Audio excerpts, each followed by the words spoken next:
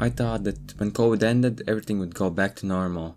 But it turns out it didn't.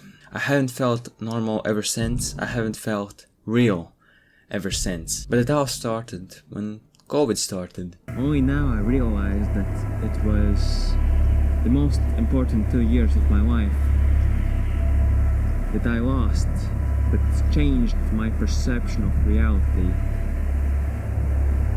During the COVID pandemic, that's when I started asking more existential questions about living, about values of life, about God.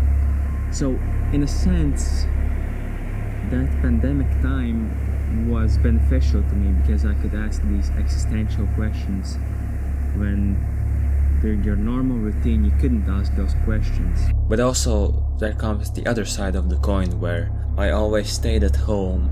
I never felt the connection to my university. I did not even feel like I attended that university. That whole year feels fake to me. There was this new moment in my life, but it did not feel real. And I got used to this virtual life a little bit too much. Then comes the next year. I go to a photography school. This time COVID is over.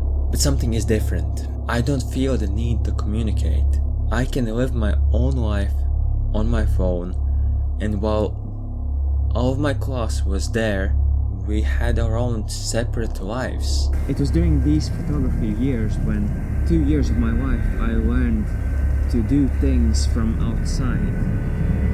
Meaning when I was at events, I was not attending. I did not feel like I was attending at those events. I was watching from the sides, taking pictures, always from the sidelines. I mean, something shifted in reality, in the perception of the world. After the pandemic ended, we got used to living our own separate lives and not having the need to communicate with other people. And I am so strongly still feeling the effects of the pandemic, and that is one terrible thing, but that is something that I am fighting to escape, because it is not always good to live your own life when you can experience it with other people, communicate with other people. And if you feel like life is not real, you might be experiencing derealization disorder.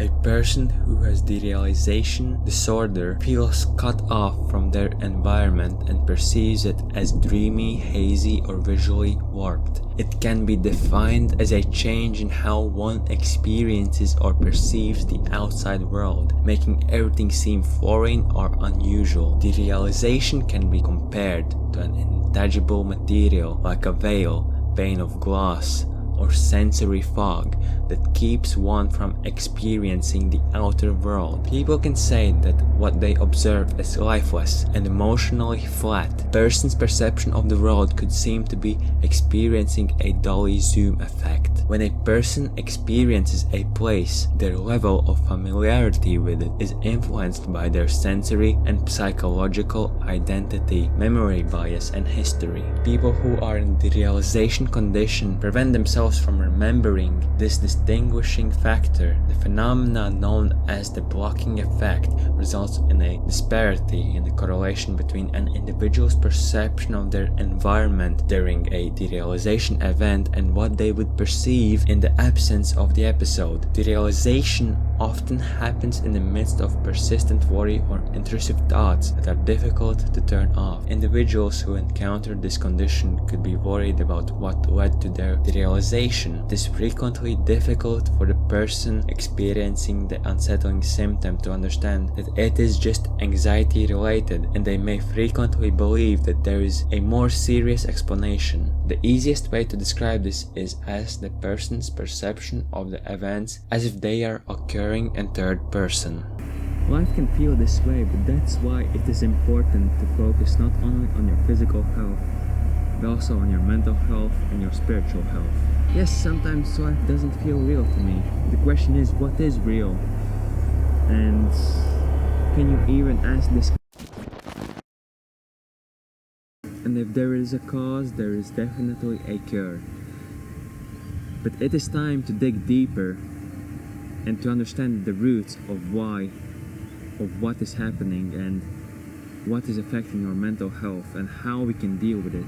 But let me read out to you some wise words that are once said. Do not be anxious about anything, but in every situation by prayer and petition, with thanksgiving present your requests to God, and the peace of God, which transcends all understanding, will guard your hearts and your minds in Christ Jesus.